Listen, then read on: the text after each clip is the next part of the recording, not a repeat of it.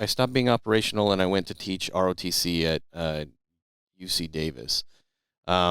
Before that, the impetus for that was the last trip that I was on. There was some casualties on our side. Some guys died, and my guys were blaming me for not being able to save those guys.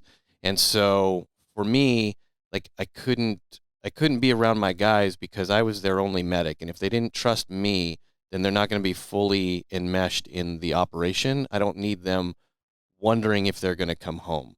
So if they don't have full and complete trust in the medic, then like the medic shouldn't be there. And so my reputation was tarnished. I became toxic. It just wasn't an environment where I could fit in anymore. Because like by then I was working in the Army Special Mission Unit, and that is all personality. Like everybody in that compound is the expert, professional, subject matter expert in that field. It doesn't matter if you're the legal analyst or an operator or the janitor. Like you are the best at what you do. And at that level, it all comes down to personalities. It's like the NFL. Like, yeah, you can catch a ball, you can run a play, but like, can we work together? Like, do our personalities mesh? And so when I came back from that last deployment and the guys had lost faith and confidence in me, and my reputation was toxic, like I just couldn't work in that unit anymore. And so I was like, well, I don't have any idea what else to do right now. So I'm just going to take a desk job and kind of figure it out.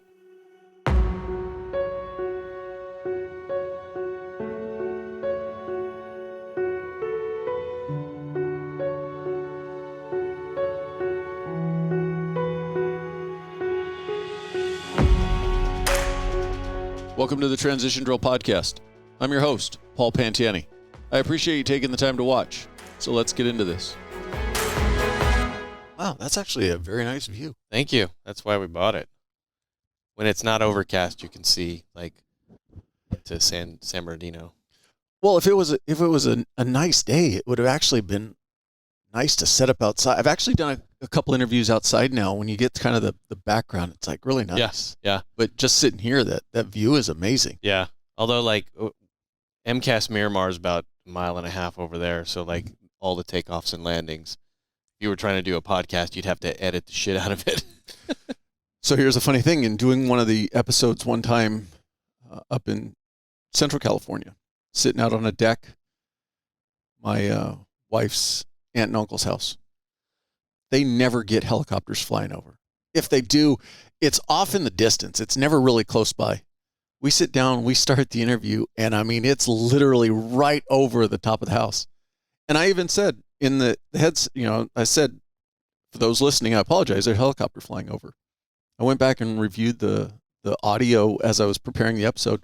Couldn't hear it at all. Really? It was weird. Wow. Didn't get picked up. So. Oh, that's odd. The technology. Right? It's this little mic condom that does it. I don't know if it's the windscreen or the fact of the microphones are directional. So they're facing at us. Yeah. Which knocks out a lot of the peripheral noise. I'm fortunate, because a lot of times I'm not recording in a studio where I get a chance to control the audio.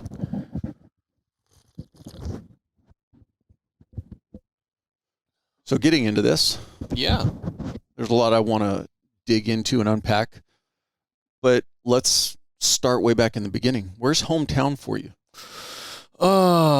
So I'm like a SoCal kid. I was born in Rialto, or Fontana really, lived in Rialto, kind of moved in and around the Inland Empire and LA County as a kid. Constantly moving. My parents are divorced, and so they were, always looking for the next best job type of thing. And my mom worked in a bank, and I lived with her, and so she was always trying to climb the corporate ladder. So we moved around a lot. Ended up where I consider home-ish, entre comillas, is Santa Clarita near Magic Mountain, because that's where I did like 4 years of high school. So for those that don't know the Southern California area, Rialto and Santa Clarita are not close to each other. They're not close. Yeah, they're like 2 hours apart. Yeah. With no traffic. Right. That's right. Yeah. So basically all of the moving was largely because your mom was kind of, I don't want to say chasing, but moving banks and moving positions? Yeah. Yeah. And my dad was doing the same thing. So my dad worked in like, he sold jewelry in the mall. So like through Zales and all those other companies. And so like he would have different jobs, and like it's not a, I mean, retail for him it's not a very stable, Right. you know, we mostly tell kids like, hey, do your college internship while you're doing, you know, working at Nordstrom or whatever. So yeah. Yeah. So that's why we moved around a lot. Brothers, sisters? I got a younger brother who's 3.5 years younger than I am. He actually he lives in Fontana, and he's got a nice house in North Fontana, and yeah, he's doing great. So did he go back? I mean, did he basically he stayed in followed the it? no, he stayed in the Inland Empire. So like he went to Chino High School or Ontario High School rather, and yeah, he just stayed there. For you growing up, what took up your time? So like I was a band geek in high school. Okay. So I was a band nerd that way, and I did a lot of that. And then when I wasn't in high school, when I wasn't doing like band nerd stuff, I was doing jujitsu and judo and just being on the mats and doing yeah. Two polar opposites. Yeah, I see your burrow or your brow furrow. Yeah. Yeah, I enjoyed.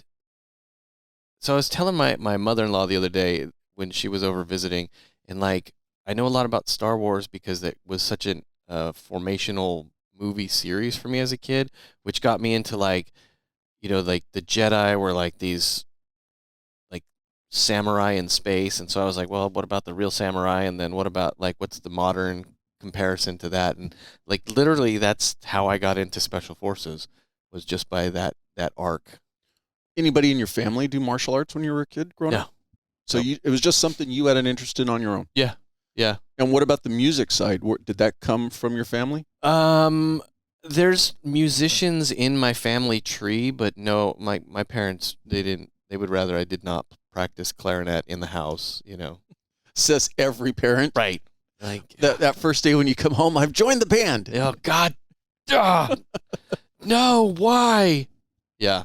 You could have played drums. That's true, I could have. Yeah, that would have been even worse. Yeah. You just, as a parent, thinking about the one time when I tried band and I think I played the trumpet.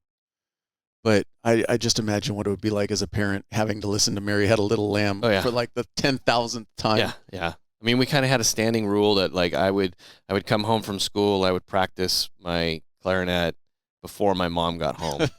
Like not do it at all on the weekends. So, yeah, she never heard how bad it sounded. How were you academically? I was boring. Like I was a B average kind of dude because I really didn't turn in homework. I thought it was kind of pointless. So I was not interested in public school. Yeah. So coming towards graduate, well, what year did you graduate? I graduated in 94. Okay. And what was your plan for adulthood? So honestly, like when I was 12 years old, I saw a documentary on the Discovery Channel for the Green Berets. And at 12 years old, I was like, that's it. That's what I'm doing. So you knew that as a young kid that military was going to be in your future. Yeah. Yeah. Did you have military in your family? My dad he is a Vietnam vet. But like he's not, that's it as far as military. And he wasn't really military. I mean, he was barely military. Talking about a Vietnam vet and obviously all the issues that come with that and the lack of respect that they got. Sure. Was he positive about the military or just kind of ambivalent about it? He was positive about like his experience because he was able to do a lot of partying. And so like he thought that was cool. And so I didn't really have a good idea of what military service looked like. And now having done 20 years and talked to tons of veterans, like there is no like military service type of template, you know? Right. Yeah. Was he drafted or enlist? So he was drafted, and then as soon as he was drafted, he went to enlist because he knew that enlistees got better treatment. And so that's how he had like a good time because he wasn't a draftee. But also Army? Yeah, he was Army. Yeah. So did you do the delayed entry out of high school or? No, so I actually graduated high school and I moved in with a friend and started working at um a magazine company in Hollywood and just doing like data entry and back office type stuff, and I just hated it. I was like, there's no way that this is what life is supposed to be. Like, you're not supposed to just like go to an office and hate life all day long and just like wait till you get off. I was like, this is not fun. So um that's when I was like, well, I did want to be a Green Beret, so let me just go do that. Were you actually thinking like maybe holding it off, or had it kind of maybe moved a little bit out of your mindset of even joining the military? um I mean, initially, like when I graduated, I was like, I'm not really certain that I want to join up, and so I put my hat in the ring to be a civilian for a little while, and didn't like that, and yeah, and when I joined the army, I couldn't join straight into special forces at the time, so I joined the infantry, and I was having a good time with that, and then it got to be not fun, and so when it was not fun, that's when I went SF. So what year did you go in? I went in '95. And how many enlistments did you do before you got the opportunity to go for selection? Um, so I joined the army on my first enlistment. I went to Texas. We got deployed to Kuwait, Iraq border. I thought that was amazing. I came up. My time in service had already come close, and so I had to re-enlist. Was And that second Gulf War? no, no, this was in '96. It was in between wars. Okay. Yeah, it was just a show of force. And I was like, well, this is fun. This is like camping. This is great. And and so yeah, and I came back and I was like, yeah, I wanna do this some more. And then they sent me to Fort Lewis, outside of Seattle, and I was like, oh, this sucks. This is terrible. It rains a lot here. What was your MOS at that time? I was still in the infantry, and so I did like 3 years in the infantry in two different locations, and then when I was in the rain in Fort Lewis, I was like, yeah, I'm just gonna go SF. And so I went to selection from there, and yeah, it just started. That was like '97. Yeah. And the medic route or the medic option, how'd that come about for you? So it was not what I wanted. In the army, you can fill out like your wish list of your three, like, hey, where do you want to get stationed? What do you MOS? So like, I was an infantry guy. I wanted to be like an 18 Bravo, which is a Special Forces weapons sergeant, because like I had that training, and I thought that would make sense. And the powers that be saw differently, because like on my initial entrance exams, I was pretty smart, and so I scored really high in a lot of the aptitude and other things. And so they were like, we're going to send you to medic school because it has the highest attrition rate. If you fail out of that, we'll probably put you in something else. And so I went into medic training, and like I didn't want to be a medic. And so I was like, well, I'm not going to like fully commit in the beginning here, because if I have to get switched out and go to a different job, then I'll do that. And yeah, I just kept like passing. I was like, well, shit, I guess I'm supposed to be a medic. You keep doing well, so we're going to keep you here. Yes. Yeah. No good deed goes unpunished. Yeah. So 97, you're in Special Forces. 97 I went and to selection. 99 I started the Q course. And where I'm building to is kind of your mental change, where SF kind of and combat kind of had a turn for you. But how many deployments did you get before that 2011? Before 2011? Was 2011 kind of when you had your kind of the mind shift of, hey, maybe I've heard you refer to it as you started humanizing the enemy. Yeah. So that was my last deployment, and like by then, so I had 11 deployments, and so I had like 5.5 years or so overseas in the hostile fire areas, and like I had gotten pretty jaded by 2011, where like I didn't really give a shit about the local population that I was like would open up a clinic and I would treat the locals, and I stopped caring. And then like I understood more like why the enemy was doing what they were doing. So like this whole shift in thinking where like I'm not caring as like I'm not putting the good guys up on a pedestal anymore, and I'm equating them with like the people that were sent here to fight. And I was just like, this is not gonna work out. I don't think I could do this job anymore. So Looking back on it, what do you think was kind of the catalyst for that mindset change? I think like the more violence and trauma that I was exposed to, be from like my guys dying or bad guys getting killed, like just there was so much trauma and violence that I just was closing down. I was just done. Yeah.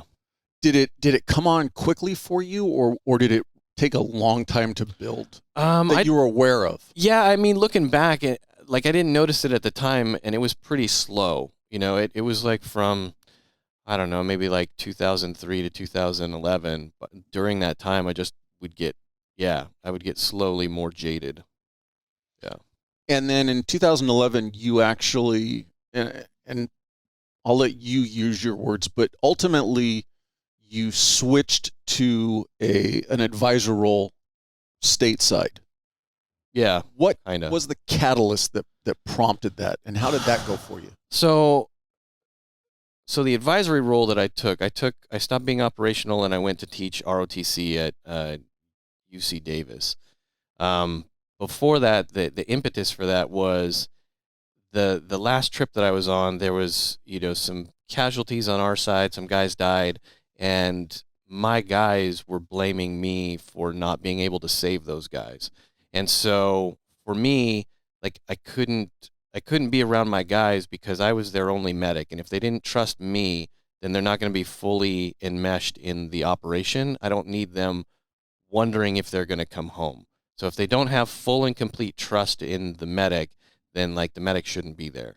And so my reputation was tarnished. I became toxic. It just wasn't an environment where I could fit in anymore. Because like by then I was working in the Army Special Mission Unit, and that is all personality. Like everybody in that compound is the expert, professional, subject matter expert in that field. It doesn't matter if you're the legal analyst or an operator or the janitor. Like you are the best at what you do. And at that level, it all comes down to personalities. It's like the NFL. Like, yeah, you can catch a ball, you can run a play, but like, can we work together? Like, do our personalities mesh? And so when I came back from that last deployment, and the guys had lost faith and confidence in me, and my reputation was toxic, like I just couldn't work in that unit anymore. And so I was like, well, I don't have any idea what else to do right now. So I'm just going to take a desk job and kind of figure it out. And when you say they couldn't work with you, was that actually voiced to you, or was that how you were feeling? So it wasn't overtly voiced. There were a lot of people who would just ask questions like, "Are you sure we should take Joe on this one?" And it was like those. I guess that is pretty overt. And so yeah, but it was definitely how I was feeling. Yeah.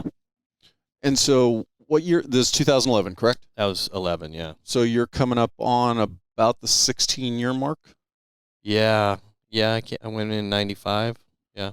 And so you're now at UC Davis. What was that experience like for you? Basically from going, I'm going to overanalyze it, but going from 100 miles an hour to basically no miles an hour. Yeah, no, that was terrible. That's the worst. That is the worst idea. I tell that to everybody that I know that is coming to that transition point. Because yeah, we were sprinting marathons every day, figuratively, and then to go to a place where like I had to sit at a desk, and not only that, but like there was nobody there, and I got familiar with the idea of like office hours where you just like sit and wait in case somebody shows up. That was terrible because I just went inside my head, and all of the shit from all of the years just started to bubble up, and like yeah, I started going crazy.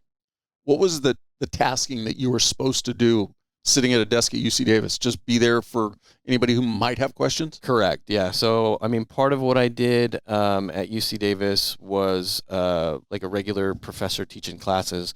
And then the other part was the logistics on the back end for the cadets to have training. And so we were constantly working on some kind of training event, as is typical for the military. And then like the cadets would just have random questions. And so I was supposed to be there to kind of mentor these, junior, soon to be one day officer type people. And yeah, they would just ask the most random questions, man. It's just random questions. So I'd have to field them. I guess what I'm getting at is, did you get support from your command, or did you go looking for this tasking, or was it kind of imposed on you? So when I came back from that trip with the SMU, and I was like, I'm done. I went looking for an easier, like not an easier job, but a place where I could like take a breath, and like do some desk work.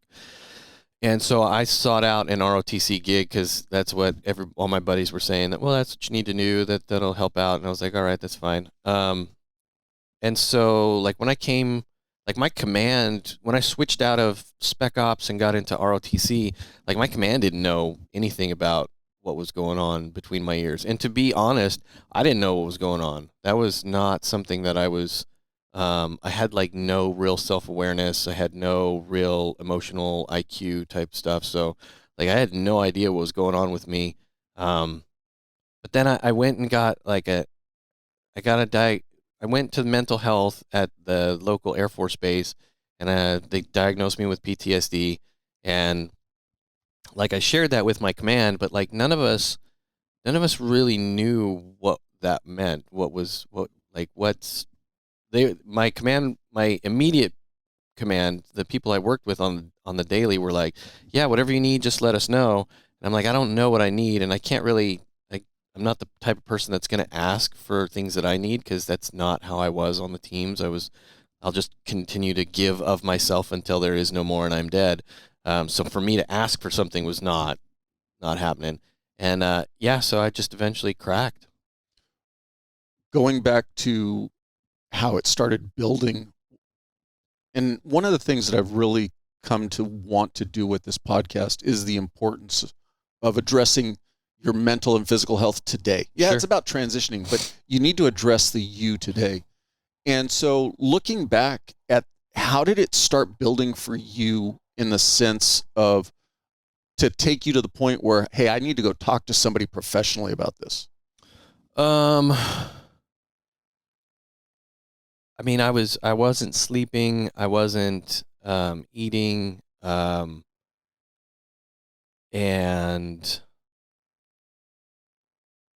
yeah, when I would sleep, I'd get like the nightmares and stuff like that. And so like I would ask, I would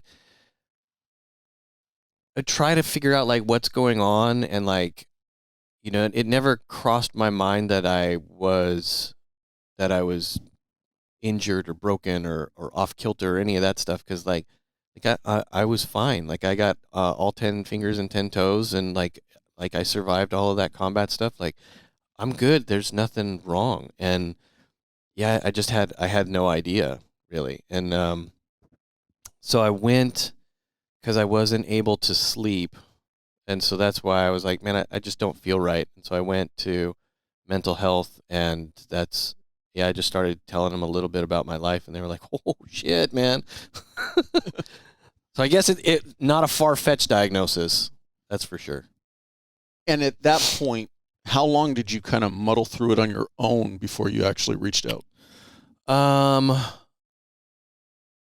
mean, luckily or unluckily, probably luckily, the going from the special mission unit to ROTC, like just within those first 4 months, because of the entire culture shock and identity shift and all that stuff, like it was pretty rapid.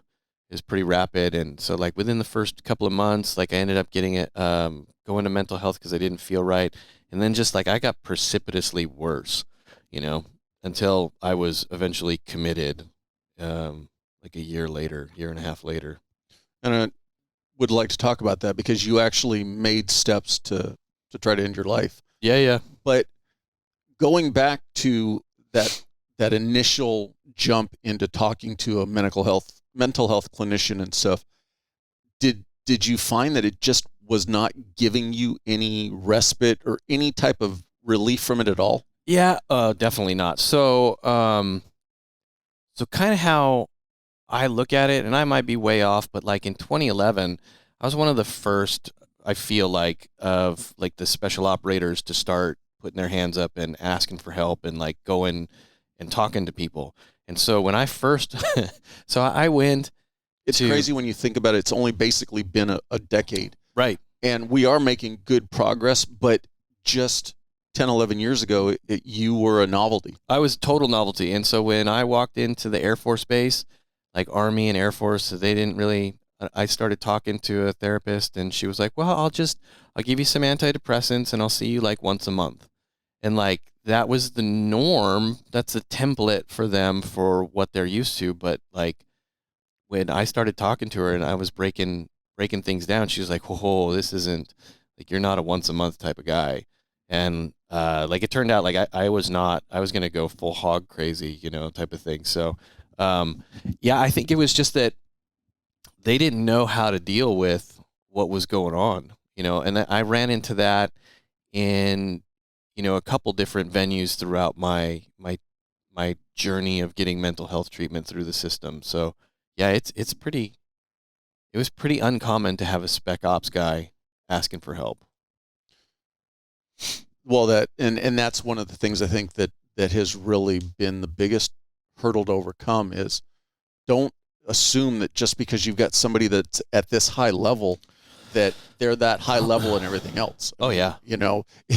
They can do 100-mile-an-hour stuff, but they can also break internally at 100 miles an hour. Yeah. Yeah. But we didn't know that, like, I mean, for lack of a better term, like it seems like we as the special ops community, like we were granted permission to break because like we weren't of that ilk. Like the SF dudes and SEALs and Rangers and all the spec ops people that I know, like we, from my generation, like we didn't know that like you can break. It's okay for you to break. Like you can, we'd be like, oh, it's all right if I break my leg, but like not my brain. But like it's become a thing now where the Green Berets that I know that are still active duty and the SEALs that I know here, like they seek out mental health treatment. Like it's a thing that their senior leaders put out. Like go get your head checked. Wasn't like that when I was getting out. When you finally started talking to someone, you mentioned the psychologist who's like, oh, you're more than a once a month kind of guest. Did one work for you, or did you have to find the one that worked for you? So I mean, there was one that actually helped out really well, and I forget her name, but like it was a journey. I had to do a lot of different things because like it was complicated. Like my trauma, like it's not just what happened to me in combat. It's like what got me into special operations and then why I wanted to be a special operator in the first place and what was a childhood like that would lead somebody to have that kind of job. This like it's like 30, 40 years that needed to be processed and worked on. So there were different people and different modalities doing exactly what they were supposed to. But at this point, like I've tried everything, man. I've done all of it. So a lot of it was driven by baggage that you brought with you to the military? Yeah, 100%. And how did they make that determination? Is it just through constant work, or was it something like I'm almost making the analogy, thinking like a doctor trying to treat an injury and like, oh, well, let's check this. Where I mean, kind of. So there are things that are related, right? So like for me, when my after my last deployment, when my reputation became toxic, and like all of my teammates and all of my other operators like turned their backs on me for the most part, like that strikes a chord, like abandonment issues that go back to like a traumatized childhood. So it's like this spider web that once I started working on, one particular issue, like there's like strings that head back in different directions and there's things that need to be worked on. And and there's different modalities to work on them. And you mentioned kicking it off, they immediately put you on a medication cycle. Oh yeah. How'd that make you feel? So my first med, actually, one of the side effects was increased suicidation, and yeah, that 100%, yeah.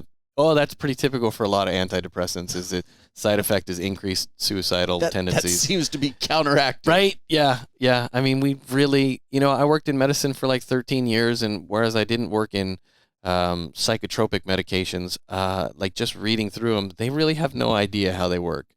My wife is a neuroscientist, and we talk about like from a neuroscience point of view, like how do psychotropic meds work? She's like, I don't know. The neurobiology doesn't make any sense. Like, all right, that's great.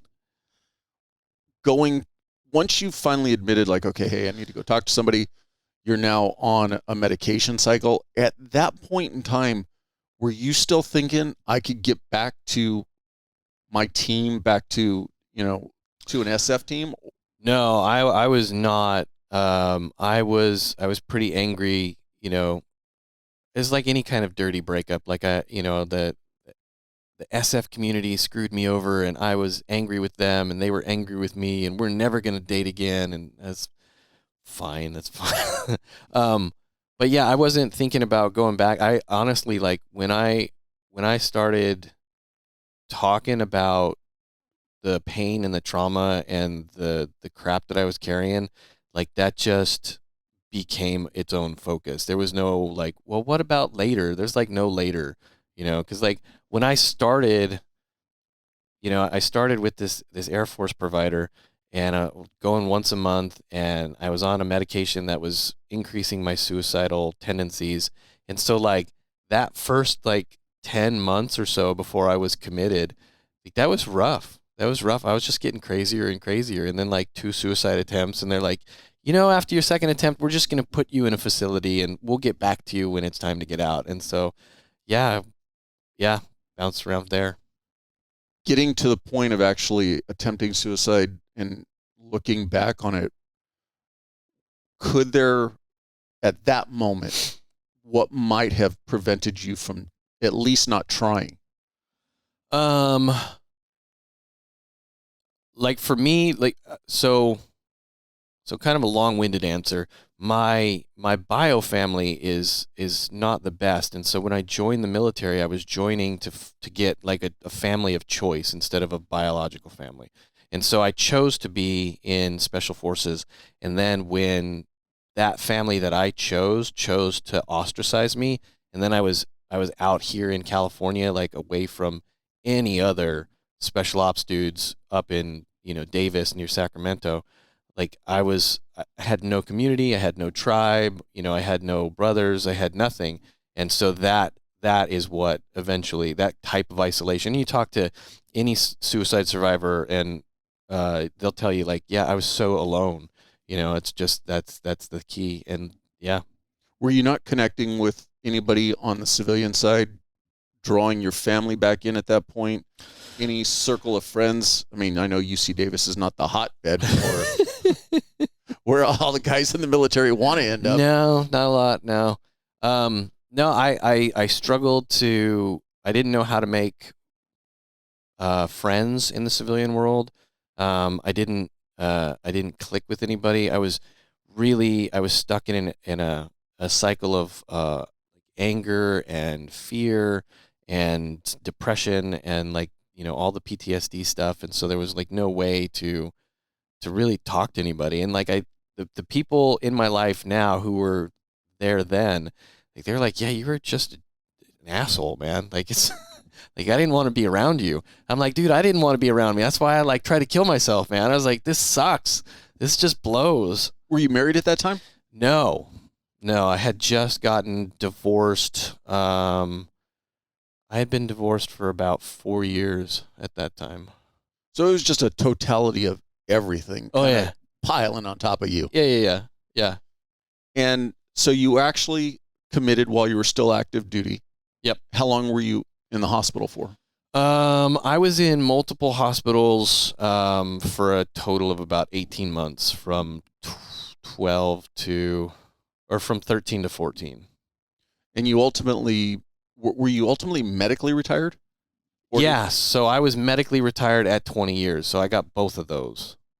And leading up to that point, so did you come out of the hospital and still have any active duty time, and how was that for you? I did. So I came out of the hospital and I had active duty time.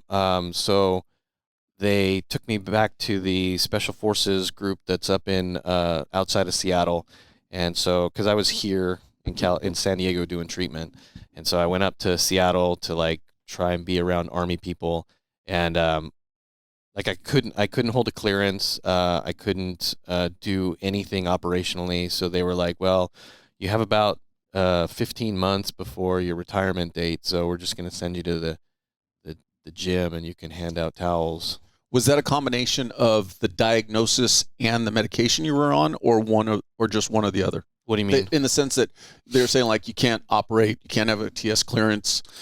Oh, no, that was because I tried to kill myself with a gun and a car. So they were like, yeah, you can't have a clearance anymore.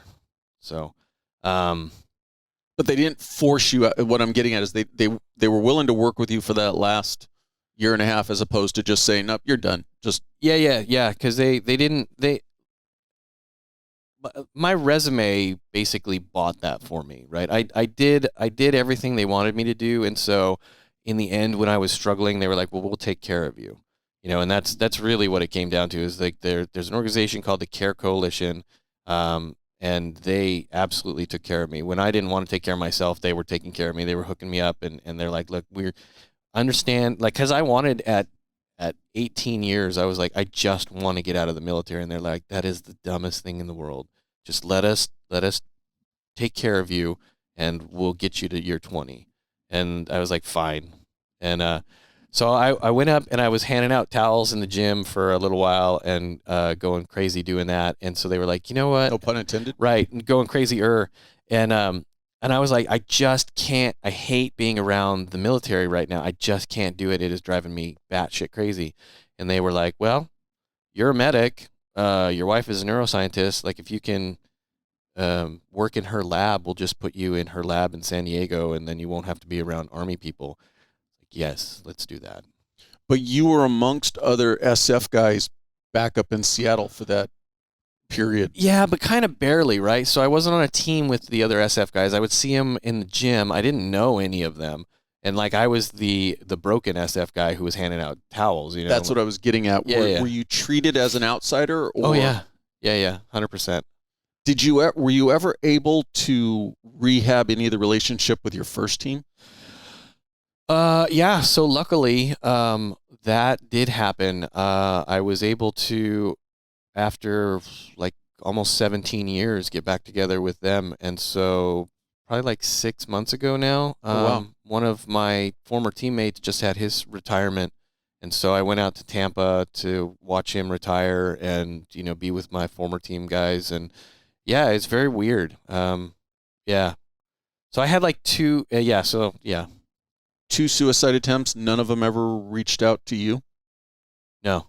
Yeah, I was pretty toxic. Like, nobody, like, the idea back then was like, if somebody is mentally broken, don't be near them because that might be contagious. You're almost like the fuel on a ship, that one drop that gets into the drinking water. That's right. Yeah. It's like they don't even want to take the chance of having you even remotely near them. Yeah, no. Command-wise, did you get anybody reaching out to you, or it sounds like they supported you, like you said previously, they just didn't know how to support you. Right. I did not get any kind of command. There was, it was more punitive, actually. So, like, ROTC, they didn't really care. But Spec Ops, there wasn't like an official command outreach, but there was a couple senior people who let me know that they were thinking about me and that that they knew that I got screwed over and stuff like that. So, and then ever since, like, over the last, I don't know, maybe year or two, like, there's been a lot more people who are understanding that, yeah, it wasn't my fault. Like, those guys were gonna die. They were gonna die. It was not what I did or what I didn't do. Like, they were going to die. The one that I can relate to that. So the agency that I started with, we had an officer shot. He was off duty. It was during he interjected himself in a robbery and ended up getting shot. And he was rushed to the most local hospital, which is not known to be a trauma hospital, which is not known to be the one where we're like, he should have been taken there instead of there. And in hindsight, though, once you get over the emotion of it and really have the chance to look back on it, he actually ended up at the absolute best hospital he could have, because they happened to have a surgical team doing a heart surgery in the hospital at that time. So when they rolled him in, he could not have gotten any better of care. Yeah. But it was just, it's getting over that emotion of, that hospital, it's their fault. And no, it just, sometimes, unfortunately, you can't put enough blood back in that's going out. Yeah. Yeah. I mean, yeah. And what it comes down to is, like, I still work with guys who are struggling with, Pull that mic just a little bit closer. There you go. I still work with guys who are like struggling with, what happened in combat and casualties and stuff like that. And like, it just, like, people look for why, especially like any kind of violence and trauma, right? People want to know, why did that happen? And why did that happen to me? Or why did I survive that and they didn't? And it's just like, you don't ask that question. Like, violence just is, trauma happens irrespective of how good or bad someone is. Like, it happens. But like, when people, they need that why, they're going to find a why, right? They're going to say, well, it wasn't just chance or an act of God and whatever. It was, you suck. Like, it's your fault. I'm like, all right. We got to blame somebody. That's it, man. And like, I'd say blame the Taliban or the Haqqani, whoever it was that was shooting. But like, yeah, that's fine. It's me. That's coming out of the commitment when you were mentally committed. Yeah. And you're now looking at that, year and a half, you're handing out towels. When you first made the jump to go talk to somebody for mental health, they put you on drugs, trying to curate it that way.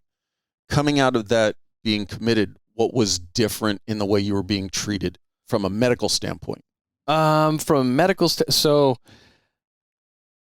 like, going in to get mental health treatment, like, people, they just see me in uniform, and I was my rank in my job, and that's what I did, and I was trusted at that level for what my job and title required.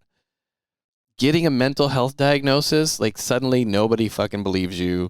You're just crazy. Like, you can't, like, whatever you say, no one can, it's not 100%. I'm just like, that's the biggest problem, is like, I went to go get help and I came out as a pariah, and like, people just wouldn't believe anything that I said. Yeah, they believe, like, hey, I was traumatized, but like, you're not going to believe me that like my alarm didn't go off or whatever. Like, there's just these weird things that we do with that diagnosis.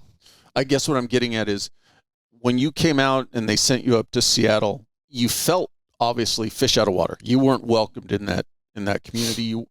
You just didn't like the environment that you were in. Yeah. But how were you feeling in your headspace at that point in time? And what was different about how you were being treated, or what was going on with you at that point? I mean, I was not stable. For sure. I was still having issues. I was still working with like 2 psychs while I was up in Seattle. Still on a cocktail of meds at that point? Still on a cocktail of meds. I was just like trying, to not kill myself. I just didn't want to do this anymore. And so like, everyone was like, well, we'll just keep working with you and we'll keep going. And yeah, so it was a lot of cocktails and like medications and talk therapy. And you mentioned them giving the opportunity to come and work with your wife. So obviously you guys were together now at this point. Right. Did you ultimately end up down here working with her that last little stretch before you got out? Oh, yeah. Yeah. How much did that have a positive impact on you? Oh, it was great. Yeah, it was great. Because like, if I couldn't be enmeshed with my Army family, then I'll just go, like, let me do the civilian side where I don't really want to be around the Army anyway. So... but yeah, it was great. Came down here, helped out, was still plugged in to the Cold Care Coalition down here, was also doing therapy down here. Yeah, so like, it's just been like a long therapeutic decade. But and this may sound rhetorical, but was it immediately beneficial to you and how you felt just being in a completely different environment? Oh, absolutely. Yeah, yeah. I look at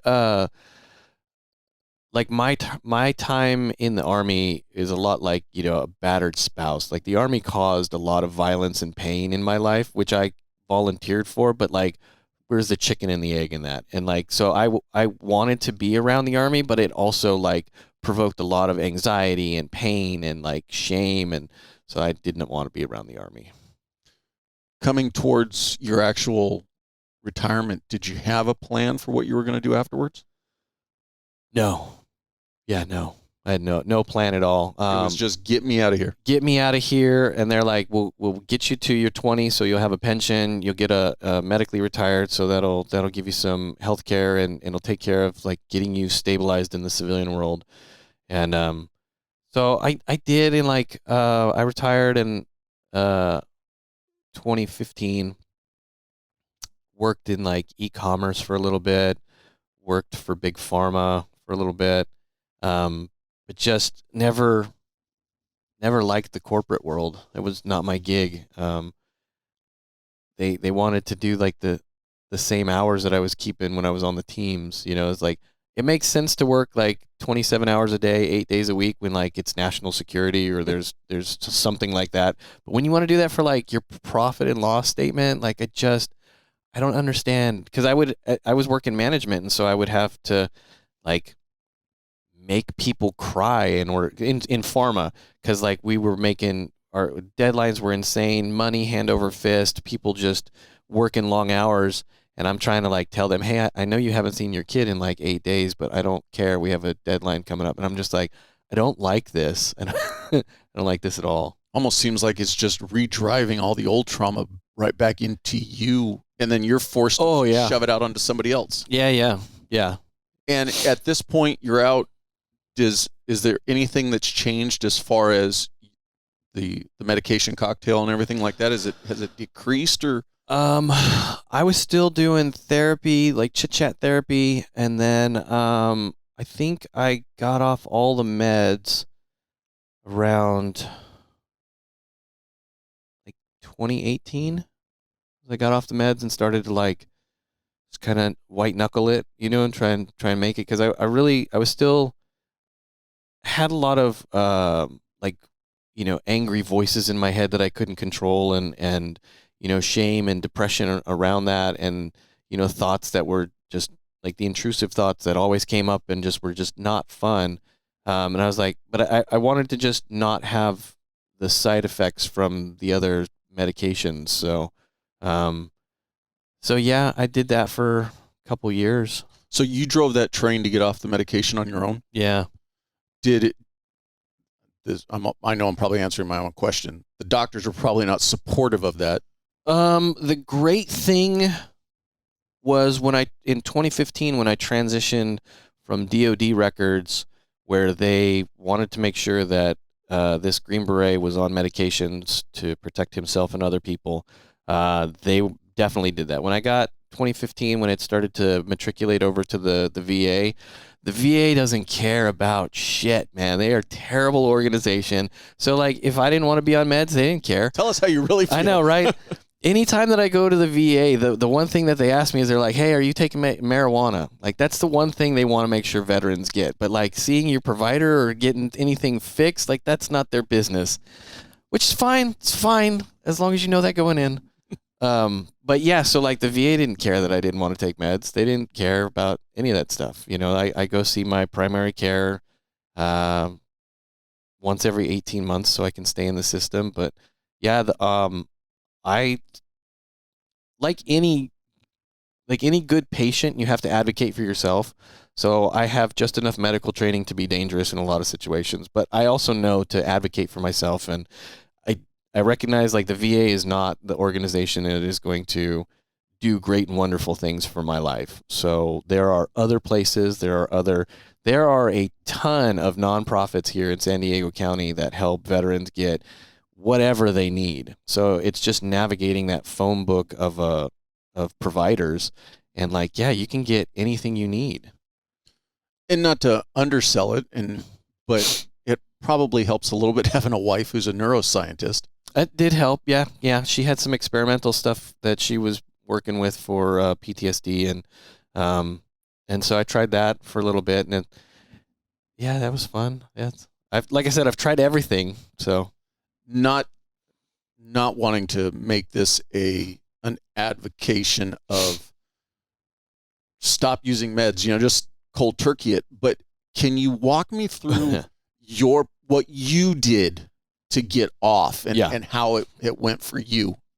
So yeah, I would definitely say if you're on meds, consult, with your therapist and psychiatrist, whether changing meds are a good idea.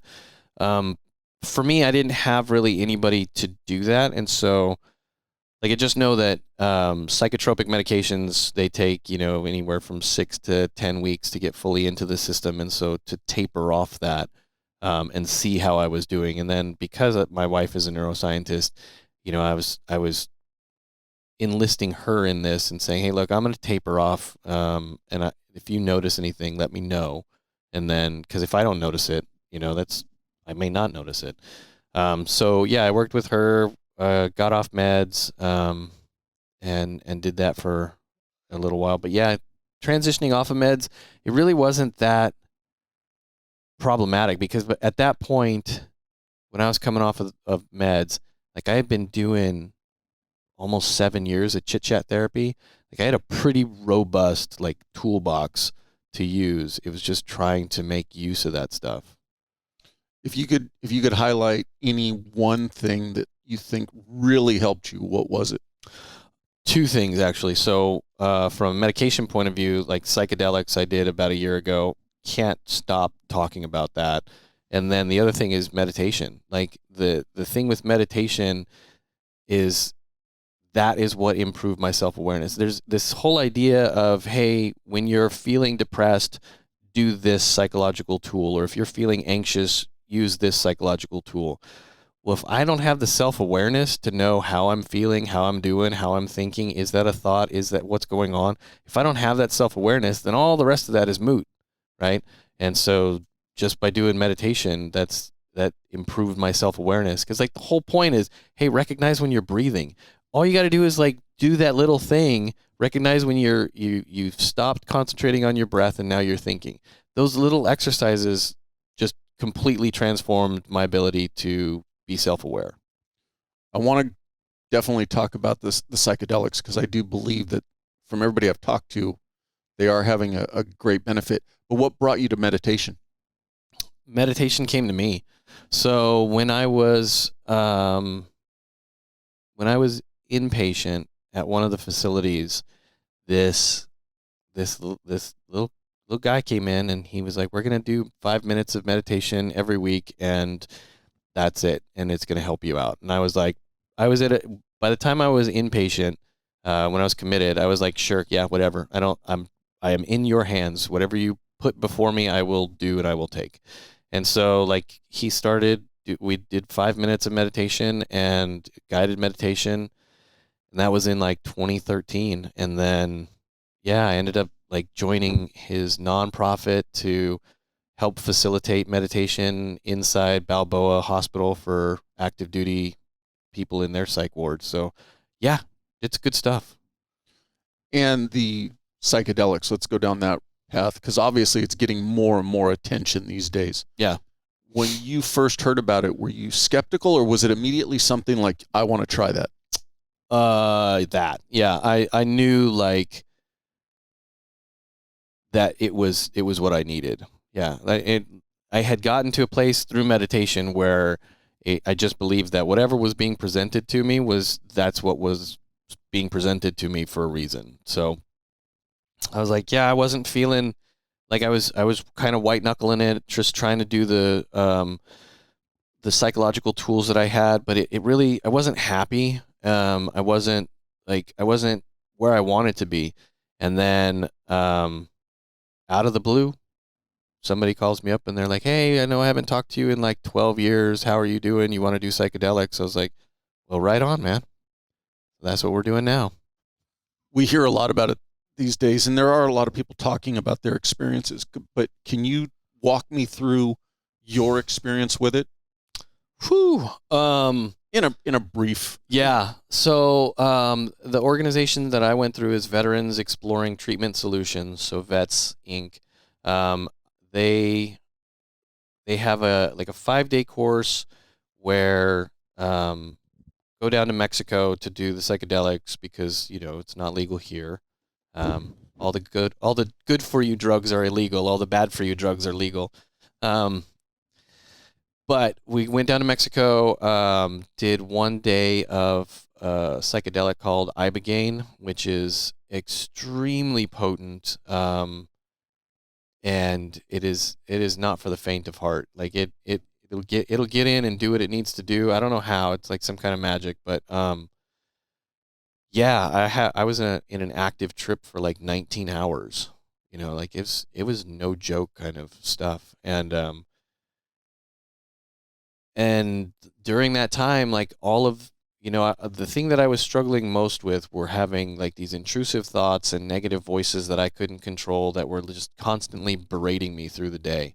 And so I was exhausted by the end of every day because I'm like trying to do mental jujitsu with these voices and whatnot, just to stay sane.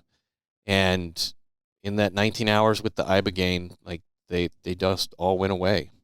I have no idea how that happened, but I came out of that and like just had a spaciousness within my mind that I hadn't had since I was a child. So it like helped to prune all those negative twigs and sprouts and whatnot. And then like the last part is a DMT experience, and so those are short. There's like 20-30 minutes each, and that that that protocol seemed to work really well for me because like the ibogaine went in and like cleared away all of the trauma, a lot of the negativity and trauma, and then the DMT came in and just like filled up that vacuum with a bunch of uh, love and peace and kindness and all that stuff. And I was like, oh shit, I feel okay now. And that was just the total of 5 days. Yeah, just those 2 doses.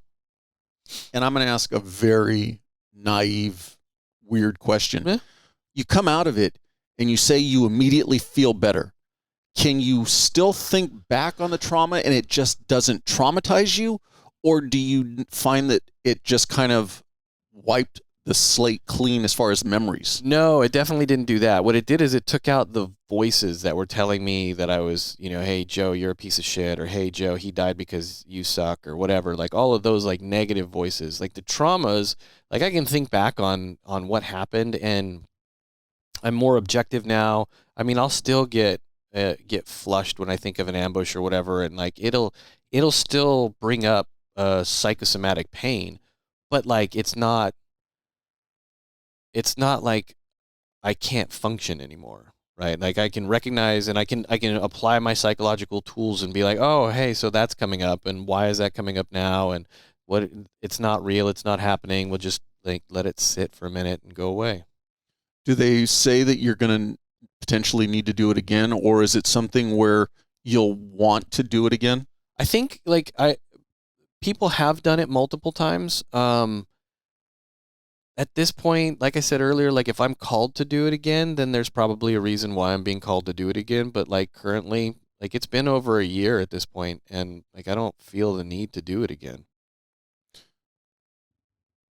Would you say that, if I can ask a even weirder question, Yeah. did that cure you? I wouldn't say cure because there's still like issues that I have to work with and work through. But like, yeah, I definitely feel like 80% better. So there's still head noise, it's just not as loud?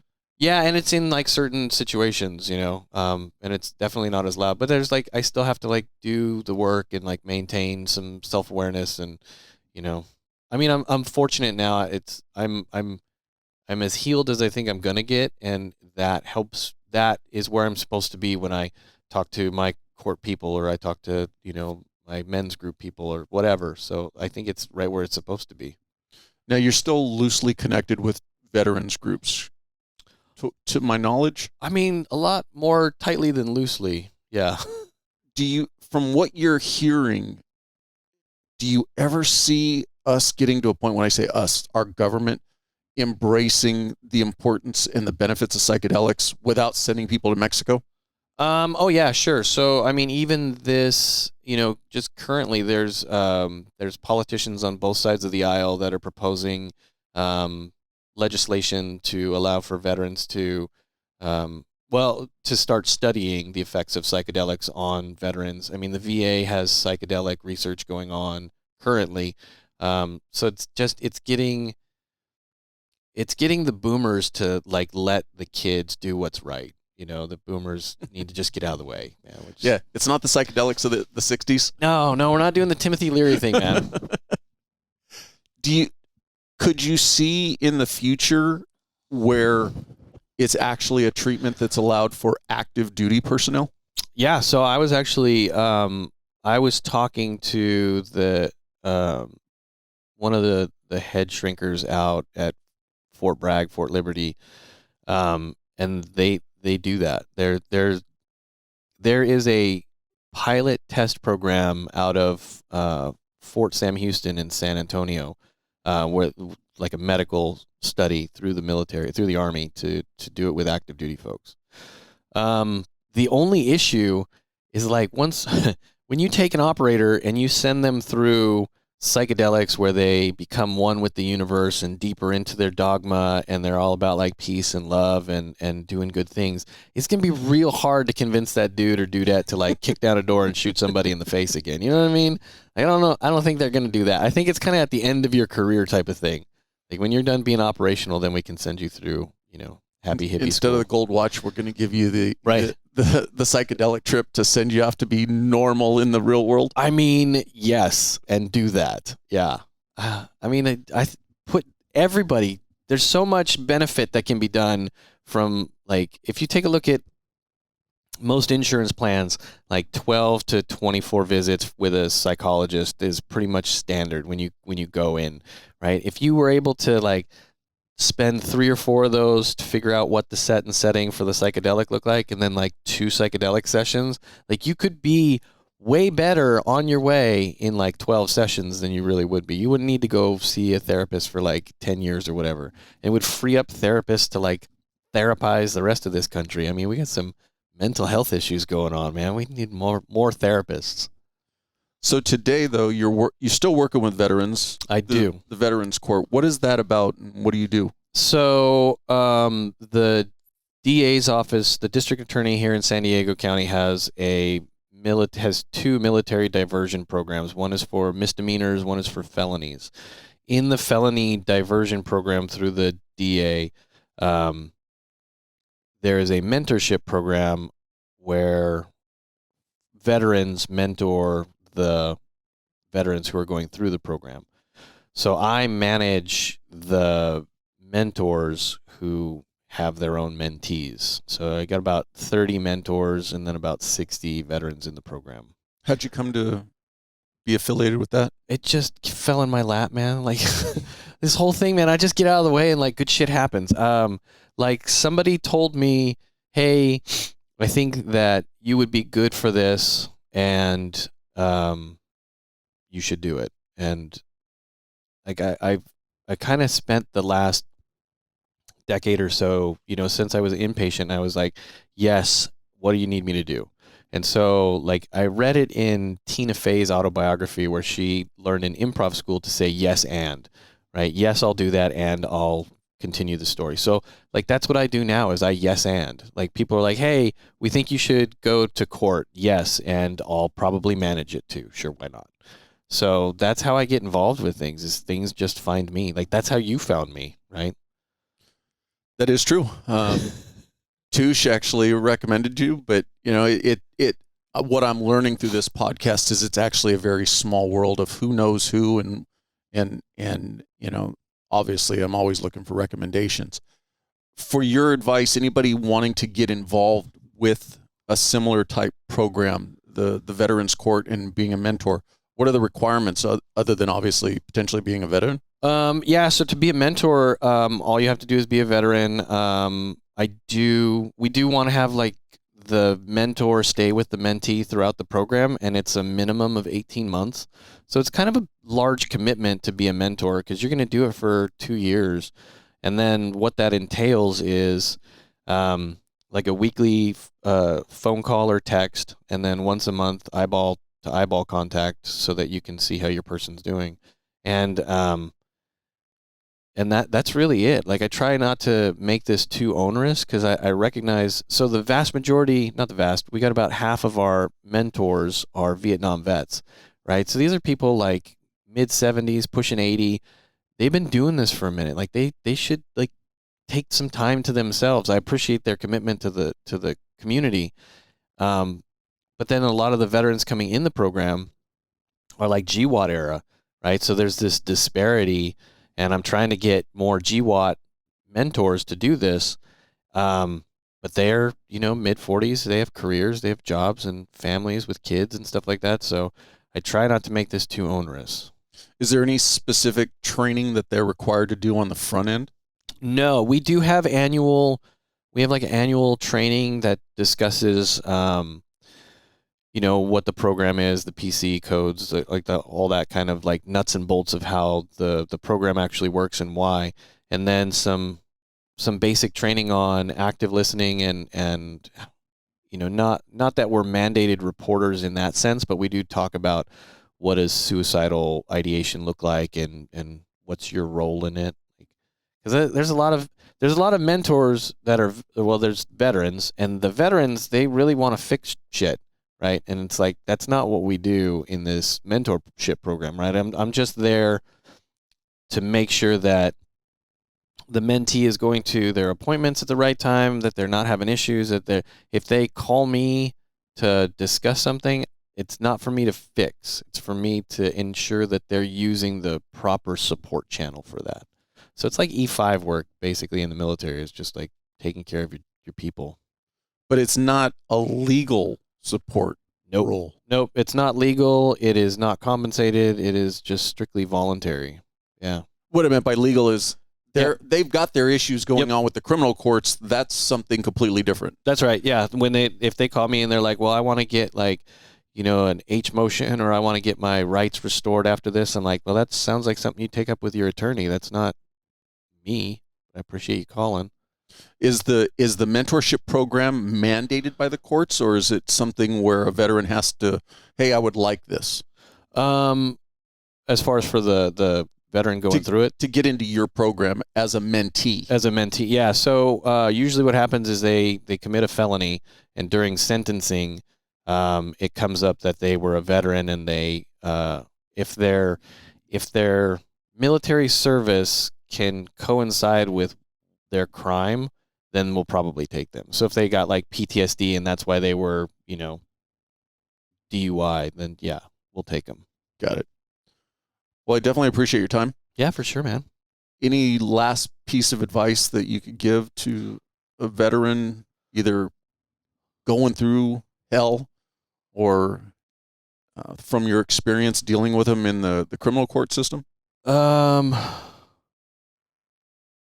Yeah, I mean, self-awareness is key. I wish they would teach that. There's a ton of transitional programs that are across. Some are really good transitional programs, some are not. It's hard to find the right resources. But what the thing with veterans, and I don't know if it's the same for the LEO community, but like there are resources.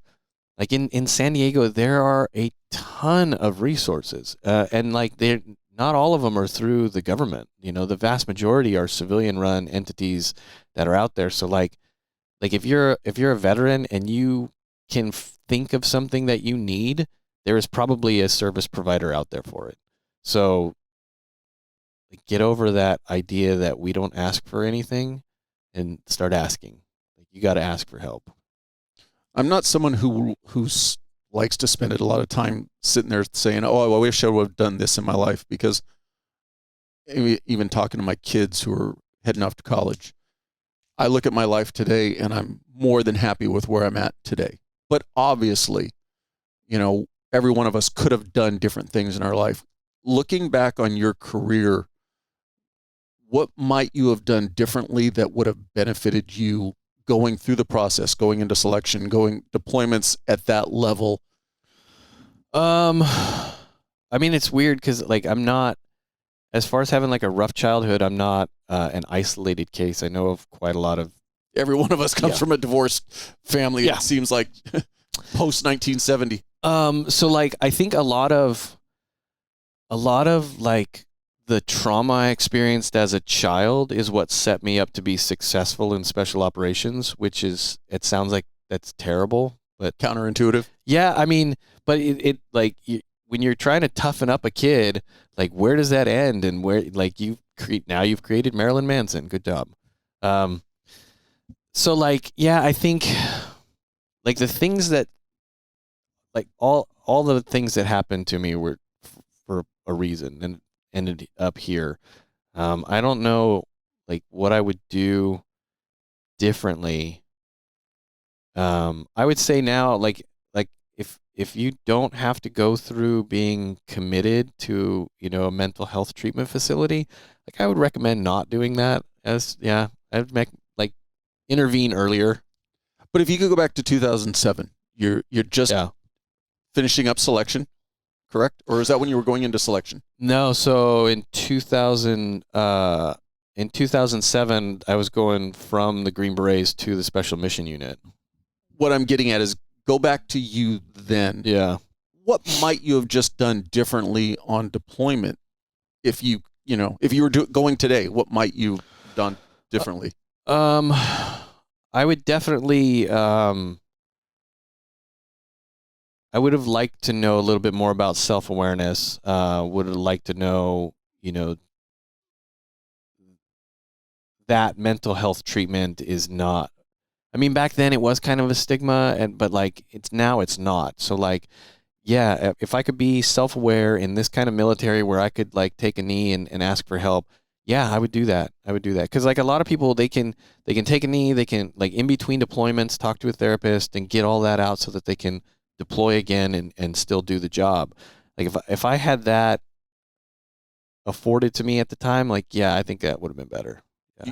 You've already mentioned it, but I think that anybody active today, and it doesn't even need to be a special operator, take advantage of the ability to go talk to somebody. Oh yeah.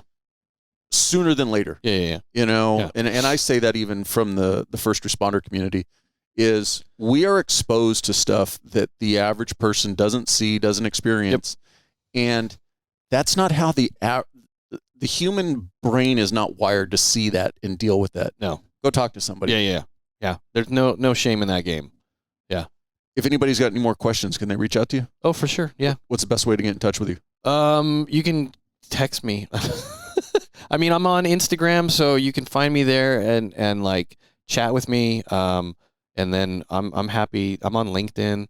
But yeah, you can find me. I definitely don't hide. And if I can do anything to help, I'm always happy to help. I'll put the Instagram and the LinkedIn in the show notes. Yeah, right on, man. I appreciate your time. Yeah, you too. Thank you.